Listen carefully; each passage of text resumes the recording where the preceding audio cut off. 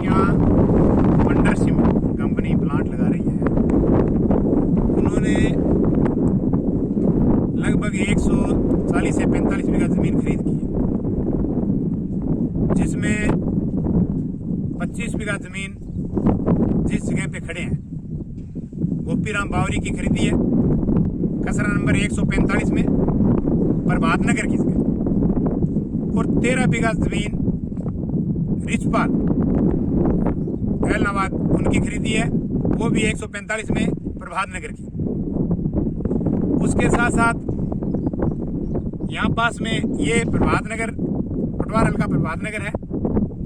इसके बाद जैसे भी 145 खसरा खत्म होता है, उसके बाद ग्राम पंचायत टुकराना का, पटवार मंडल टुकराना का खसरा शुरू हो जाता है। उस खसरे में इन्होंने 32 बीघा जमीन लालचंद भगवानाराम, कुछ साथियों से लालचंद भगवानाराम और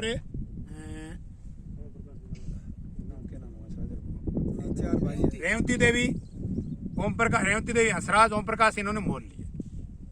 कंपनी ने क्या किया, रेवती देवी उस जमीन में साझी काश्तकार थी और कंपनी ने फर्जी उनके अंगूठे लगा के, खाता विभाजन जब होता है, जब जितने काश्तकार होते हैं उस काश्तकारों के सहमति होते हैं, एक खाते में यदि 4 काश्तकार है, चारों की सहमति के बगैर खाता विभाजन होता नहीं। कंपनी ने क्या किया, मिली भक्ति के कारण, बगैर उनके रेवती देवी के अंगूठे निशान, बगैर उनकी सहमति के कारण इन्होंने खाता विभाजन करवा लिया और वो जमीन जिस काश्तकार से इन्होंने मोल ली, रेवती देवी को कहीं साइड में निकाल दिया और वहां उनको तरबीन करवा ली। उसके बाद क्या हुआ, रेवती देवी ने तहसीलदार महोदय को एक एप्लीकेशन दी, भाई मेरी जमीन साझा खसरा है, मेरी जमीन तीनों खसरों में है, मैं तीनों खसरों में हकदार हूँ। और रेवती देवी ने अतिरिक्त जिला कलेक्टर के सूरतगढ़ के दावा किया, कलेक्टर महोदय ने उनको स्टे दे दिया। अब कंपनी को ये लगा कि हम 420 में यहाँ फंसेंगे। कंपनी ने लगातार यहाँ के दलालों के थ्रू लगातार उनके घर जाकर के कल जो हुआ है, इतना भ्रष्टाचार इस कंपनी फैला दी आने से पहले, कल जो सौदा हुआ है उनका 10 लाख रुपए, हमारे पास सब प्रूफ है, 10 लाख रुपए कंपनी उनको दे करके और उनके साथ समझौता हुआ है। इसी तरह जो इसमें धांधलाबाजी हुई है, इनकी टीएलसी रेट है 70 से 80 हजार रुपए और कंपनी ने जो ये जमीन खरीदी है 4 से 5 लाख रुपए बीघा के भाव से खरीदी है और कंपनी ने 2 नंबर में इनको पैसे दिए, 70-80 हजार रुपए इनको पेमेंट किया, बाकी 2 नंबर में पैसे दिए 4 से 5 लाख रुपए। तो इस तरह से जो यहाँ के जो दलाल और जो यहाँ के भूमाफिया और इस कंपनी ने मिल करके, और ये पूरा का पूरा मामला जो यहाँ का प्रशासन है वो सारा मिला हुआ है। यहाँ बड़ी अचंभे की बात है, कम से कम 30 से 40 साल पुराने यहाँ काश्तकार है 145 के, और आज तक वो काश्तकार घूमते फिर रहे हैं। आज तक उन काश्तकारों की एक भी तरबीन इस सूरतगढ़ के जो रेवेन्यू विभाग है, चाहे तहसीलदार माने चाहे यहाँ के पटवारी माने, उन्होंने किसी की तरबीन नहीं की, वो चक्कर काटते काटते रहे। और आज जब ये कंपनी आई, इस कंपनी ने एक मुश्त यहाँ के अधिकारियों को पैसे दिए, रात को तरबीन कर दी। यहाँ मौके पे उनका कब्जा नहीं, कंपनी का मौके का कब्जा यहाँ के खेतपाल पुत्र मनसाराम का है, फिर भी कंपनी ने यहाँ तरबीन कर दी। बड़ी अचंभे की बात है।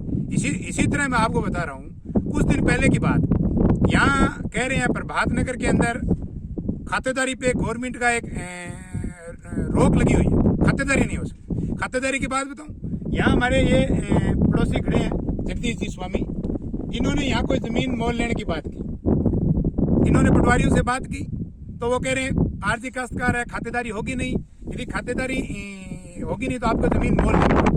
और उसी पटवारियों ने चंद दूसरे लोगों के पैसे देने के बाद उन्होंने खातेदारी कर दी और जमीन आगे रजिस्ट्री होगी। उसी तरह हमारे एक यहाँ पड़ोसी है लेखराम पुत्र भक्तावरदास, 35 बीघा जमीन है उसकी प्रभात नगर में, और पिछले कम से कम वो 40-45-50 सालों से लौटी है और वो बेचारा गरीब व्यक्ति। आप उनका घर जाके देखो, उनके 5-6 बच्चे हैं, बिल्कुल गरीब स्थिति में, वो चक्कर काट रहे हैं, उनको आज तक खातेदारी नहीं मिली। 3 साल पहले और मौका दे के फिर भी ये पड़ोसी हैं उनके, 3 साल पहले पटवारी ने सबने मौका देखा, उन्होंने अपील की, नहीं की खातेदारी, और उनके बिल्कुल चिपती हुई वहाँ एक जगदीश पुत्र छगनदास के नाम, बड़ी सुंब की बात है, 40 बीघा जमीन, 35 से 40 बीघा जमीन है, उनकी खातेदारी होगी। मैं ये पूछना चाहता हूँ उन अधिकारियों से, यदि प्रभात नगर पे रोक लगी हुई है तो आपने उन दो काश्तकारों की खातिरदारी कैसे कर दी? यदि प्रभात नगर पे तरबीन नहीं कर रहे तो इन कंपनी की तरबीन कैसे कर दी? तो ये बड़ी सोचने वाली बात है। मैं इस ग्राम पंचायत का सरपंच होने के नाते और मेरे किसानों के साथ ये जो पीड़ित कर रहे हैं किसानों को ये कंपनी, इसके नाते मैं इस वंडर सीमेंट की बड़ी निंदा करता हूँ। और बड़ी निंदनीय बात है कि ये वंडर सीमेंट एक अपने आप को बड़ी एक मजबूती और बड़ी मजबूती के साथ ये राज की बता रहे हैं और उनके बदौलत ये किसानों को पीस रहे हैं और ये प्रशासन इनके सब साथ है।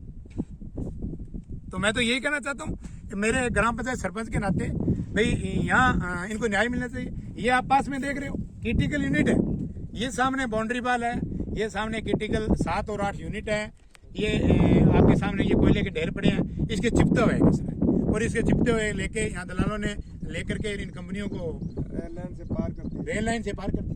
बड़े अचंभे की बात है, बीच में लाइन है और उस साइड में उनकी तरबीन कर दी। और आपको एक और बात बताता हूँ, गोपीराम का मेरे पास एक और प्रूफ है। जिस दिन गोपीराम एससी का व्यक्ति है, गरीब व्यक्ति है, जिस दिन ये सामने आपको दिख रहा है ये फ्लाईएस का साइलो है यूनिट 7 व 8 का, और गोपीराम ने यहाँ जो साइलो की मिट्टी निकालनी थी जिस ठेकेदार ने ठेका लिया, गोपीराम को ये कहा कि आपके इस जगह में हम मिट्टी निकाल देते हैं, आपको जो 2 रुपए बढ़ेंगे वो देते हैं, और गोपीराम को पैसे दिए। गोपीराम के घर वाले इसके गवाह हैं भाई, यदि गोपीराम की ये जमीन नहीं थी तो गोपीराम को पैसे क्यों दिए भर्ती के? गोपीराम ने खुद ने ये भर्ती करवाई है, गोपीराम ने पैसे लिए हैं कंपनी से, कंपनी ने पैसे दिए हैं, सब कुछ प्रूफ है। इतना बड़ा प्रूफ होने के बाद भी कंपनी ने गोपीराम की जमीन मोल लेके और उनका गोपीराम का कब्जा यहाँ था और तरबीन वहां कर दी। बड़ी अचंभे की बात है। तो बड़ी आपके माध्यम से मैं कहना चाहता हूँ संज्ञान लेने वाला मामला है कि ऐसे यदि ये वंडर कंपनी किसानों को उजाड़ेगी। अभी तो इन्होंने 145 बीघा जमीन ली है, ये 500 से 400 बीघा जमीन लेने की बात कर रही है। यदि 500 से 400 बीघे लोगों को मराएंगे, आज ये स्थिति है। मैं आपको बात बता रहा हूँ 101% मैं कह रहा हूँ दावे के साथ, अगले आने वाले दिनों में यहाँ काश्तकार एक दूसरे लड़के मरेंगे और यदि वो कोई सुसाइड करता है, यहाँ मरता है लड़ाई झगड़े में, तो उसकी जिम्मेदार यहाँ का प्रशासन और यहाँ की वंडर सीमेंट कंपनी होगी। एक हमारा रास्ता है खेतों का, वो बंद कर रहे हैं। एक इनका रास्ता आगे जाने का, खेतों का रास्ता जाने का है ही नहीं, हमारा खेत में जाने का रास्ता है। आज भी गाली गलौच हुई और हमारा रास्ता रोक किया। कंपनी वाला ने यहाँ गुंडों बैठा रखे हैं और मेरे को गाली निकाली, ये रास्ता नहीं टपन देंगे, जाए तो हम जाएंगे क्या है? सारा खेत हमारा 20 खेत आगे रह गया और कोई रास्ता नहीं जाने का।